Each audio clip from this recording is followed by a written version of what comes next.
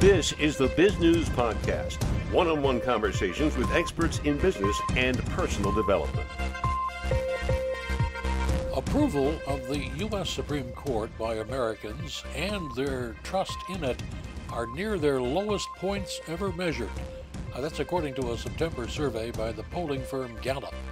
And the survey says concerns about Supreme Court justices' acceptance of gifts and lavish trips may further sap the public's approval of and trust in the nation's highest court. Joseph Russomanno doesn't mince words. He says it's a stench.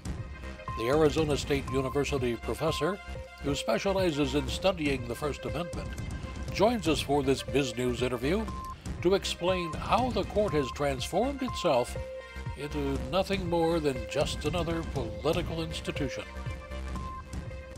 So, what's wrong with the U.S. Supreme Court?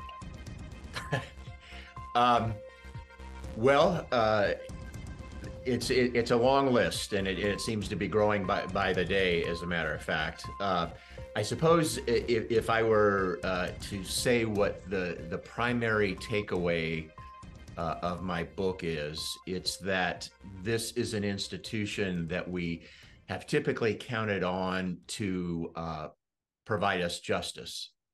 And rather than being an institution of justice, it has now become primarily an institution of politics, where political ideologies are executed, where political goals are striven for and often achieved.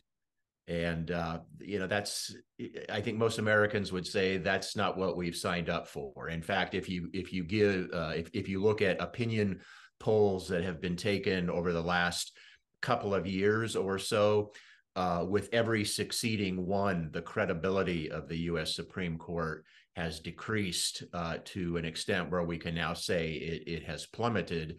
And in fact, the reason that is typically given by respondents is what they perceive to be the very same thing that I just mentioned, and that's the politics that's on the court. Trace back, if you would, the timeline as you see it. When did this get started, and by what or whom? Well, I am sympathetic to an argument that to one extent or another, politics on the Supreme Court has probably always been there to one extent or another. What I'm suggesting with this book is that it has grown exponentially in the last few years to an extent where it is, in fact, a grave concern at the present. But if you ask me to point to a particular time where this especially seemed to at least begin the acceleration to where we are now, I would point to 1973 and the Roe versus Wade ruling and the reaction to it that began to coalesce at that point. The idea that this new law needed to be changed, and a movement that was established and grew ever since, and that the movement indeed won the battle last year with the Dobbs decision. Who is providing the money to grease the wheels? Could you clarify that for me, in please? terms of turning the court into more of a group of politicians than jurists? There has to be something there besides just ideology. Usually money is behind everything. My answer to your question would probably start and maybe even end with a group called the Federalist Society. It is, as you probably know, a group of conservatives who have several goals, and among them is to populate the judiciary, not just the Supreme Court, but all of the federal courts, with as many like-minded jurists as possible.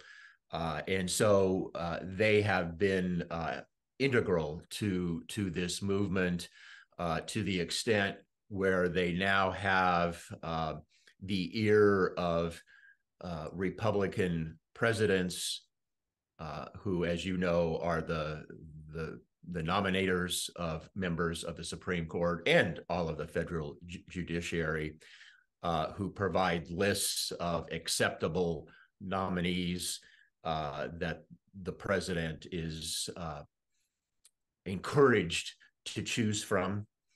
And in fact, we have seen this manifest itself, as I say, especially over the last several years. It's obvious that you are certainly passionate about this, but where does your crystal ball show the Supreme Court being in 5 or 10 years if trends continue? I appreciate the question. I think I would say, for starters, I learned a long time ago that the prediction business is not a good business to be in, at least if one wants to maintain any degree of credibility. But if you ask me to speculate, so much of that depends on politics, not surprisingly. And I say that, in large part, not only because the institution of the Supreme Court has become a political one, but it is the assemblage of justices itself has become a political process that is run by politicians. I mentioned previously the nominating process is done by the president, and that has become extremely political. There are litmus tests for potential nominees, and anyone who denies that is not being truthful with us. The confirmation process is nothing more. Well, I shouldn't say nothing more, but it is replete with political theater. It is run by politicians, and so that's why I come back to saying that so much of the answer to your question of looking into that crystal ball and how things might unfold over the next several years depends on the political process. That is, who is in office, and are they of the mind to listen to groups like the Federalist Society and other influencers, or are they people who are more open-minded about the kind of open-minded jurists that many of us would hope to be seated on the Supreme Court? You are a professor of journalism at Arizona State University. What role has the media had in this change of the Supreme Court? Good question. I'm not sure that it is a particularly influential one, and perhaps that is, while we like to think of our news media as being objective, I happen to be someone who doesn't think that objectivity precludes telling the truth. And if an objective analysis of facts leads one to a particular conclusion, I don't think there's anything wrong with sharing that information and that conclusion. And so what I'm getting at is perhaps the news media haven't played enough of a role in analyzing the Supreme Court and our judiciary in general, and sharing what they find with the general public. And I think scholars, and perhaps I am among those, uh, are attempting to fill the gap with their works, whether they be academic articles, law review articles, or books. But yeah, I don't, my view is that the public in general is not as well informed as it could be, and perhaps arguably should be, on these sorts of matters, to understand the extremely crucial nature of the Supreme Court and the role that it can and does play in our society, and how its rulings affect our lives, sometimes day-to-day lives. And so if anything, coming back to your question, I might suggest that the news media haven't played as active of a role as they should or could in this regard. As the news media changes, as their business model is assaulted, that they've enjoyed for these past 100 years or so, how realistic is it to expect the media, as it cuts back, to provide that sort of guidance for the audiences? Well, I tend to be, and maybe this is a product of me being a former journalist, and as you pointed out, being a faculty member in a school of journalism. In spite of those changes, and in some corners they are drastic, and have been drastic, and probably will continue to be significant. I remain an optimist about journalism and about its role, based on this notion that society always has and always will need good, solid, fact-based information. And I think that journalists are the best people, or at least among the best, to provide that. Getting back to the Supreme Court, obviously you think it is going in the wrong direction, but what could be done to move it back toward the middle, a more nonpartisan Supreme Court? Well, if I can draw on my book, I do make some recommendations in the conclusion, and there are a few things, a couple of which I will share with you. One is term limits. I think this is certainly not original on my part. I admit to have suggested this, but I think if rather than the lifetime appointments that justices currently have, that if there was an endpoint to each of their times on the court, that would be helpful. I'm not saying it's a panacea by any means, but I think the ability to change over the members of the court would be helpful on this account. In a somewhat similar fashion, I also recommend that the membership of the court be expanded. As you know, it's currently at 9, and I propose a number something like 13 that I think is workable. But a very important second part of that recommendation is that I suggest that we still keep the number of justices who hear a given case at 9, and that those 9 are randomly selected, probably on a rotating basis, to sit and hear a given case. This is not an unusual procedure. Our federal courts of appeal operate in this sort of way, where typically 3 judges hear a case at that level. But those courts employ many more judges than just those 3.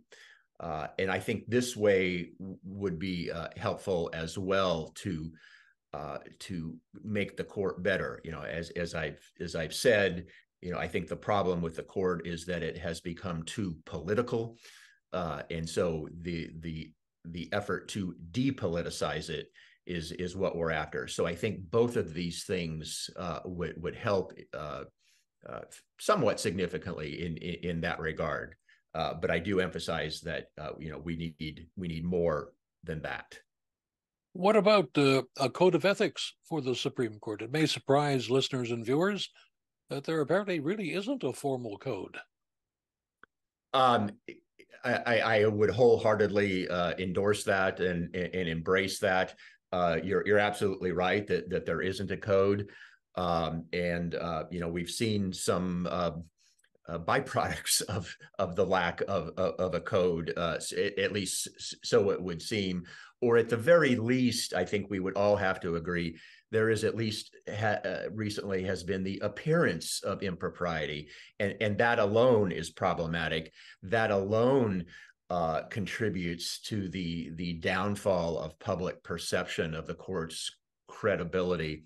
And and just to come back to that point, without that public buy-in of the authority of the law and the authority of the court, it is so essential for that to happen, because everything rests on that. We, as a society, there is what some philosophers call a social contract, where we as citizens of a society agree to abide by the law, but that is based on respect for the law and a deference to the law, even when we may not necessarily agree with it. We, as citizens, we typically over history have bought into the process. Well, if we're losing respect for the institution that is primarily giving us that law, or at least interpreting the law on the Supreme Court level, then we have problems. But if I may, and I'm sorry for digressing a bit from your question about the code of ethics, but absolutely, I think just about everyone agrees that there should be some level of a code of ethics. And of course, let's not neglect this aspect of it, an enforcement of it. Okay, it needs to be enforced.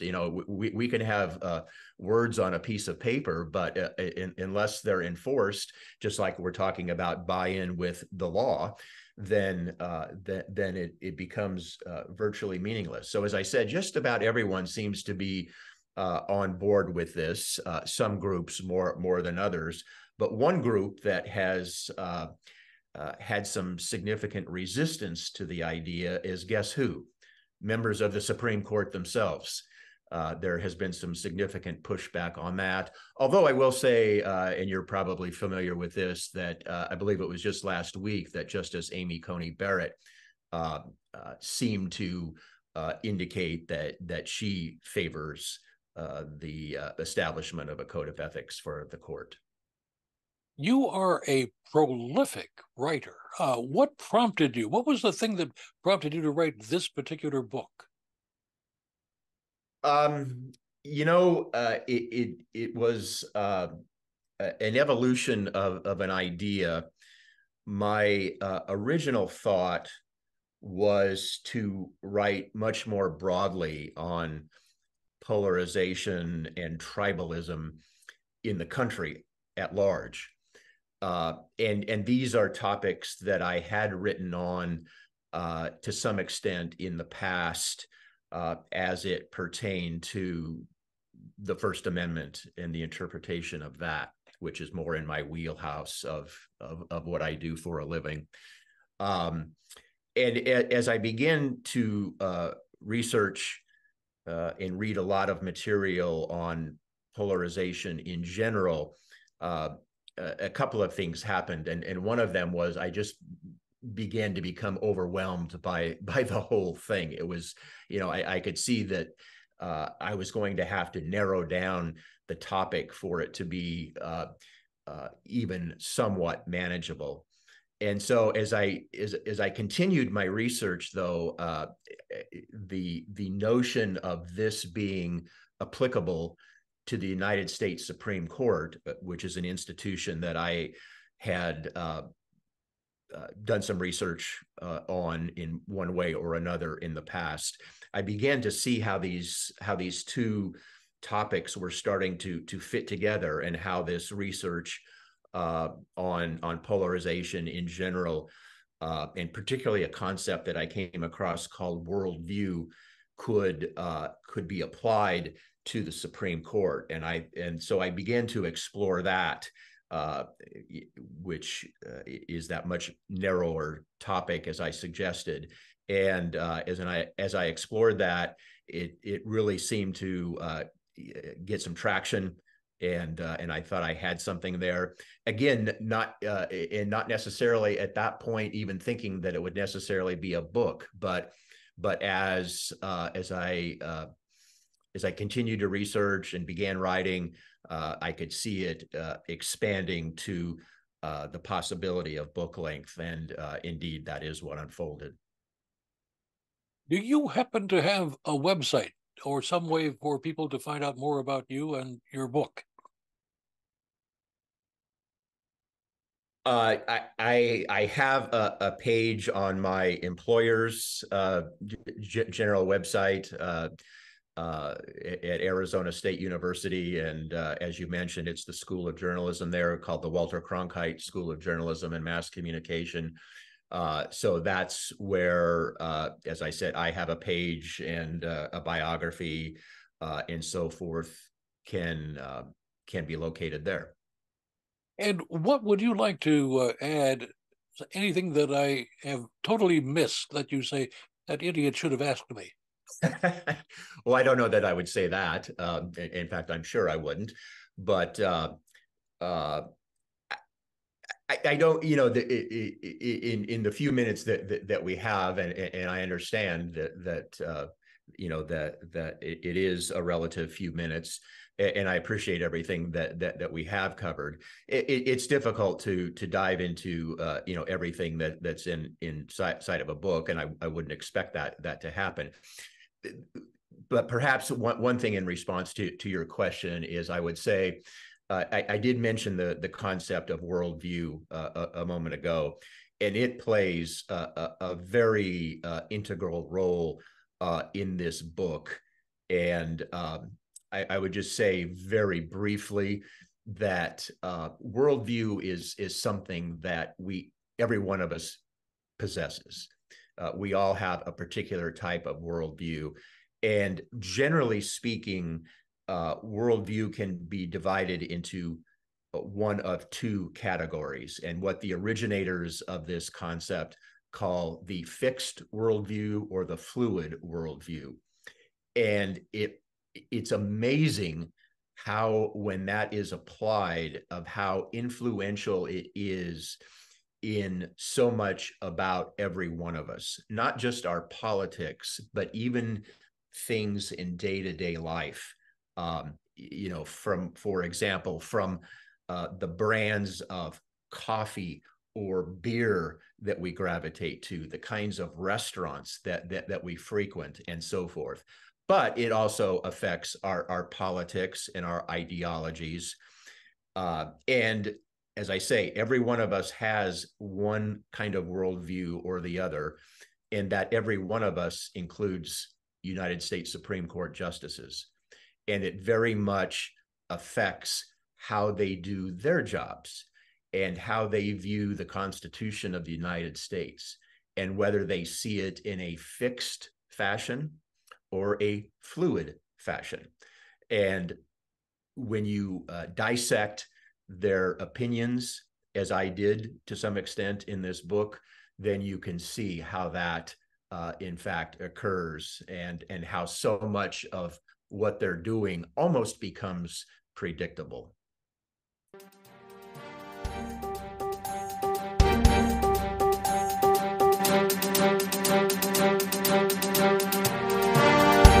You've been listening to the Biz News Podcast. We welcome your input. Send your email to editor@biznews.com. That's bizgnus.com. Thanks for listening.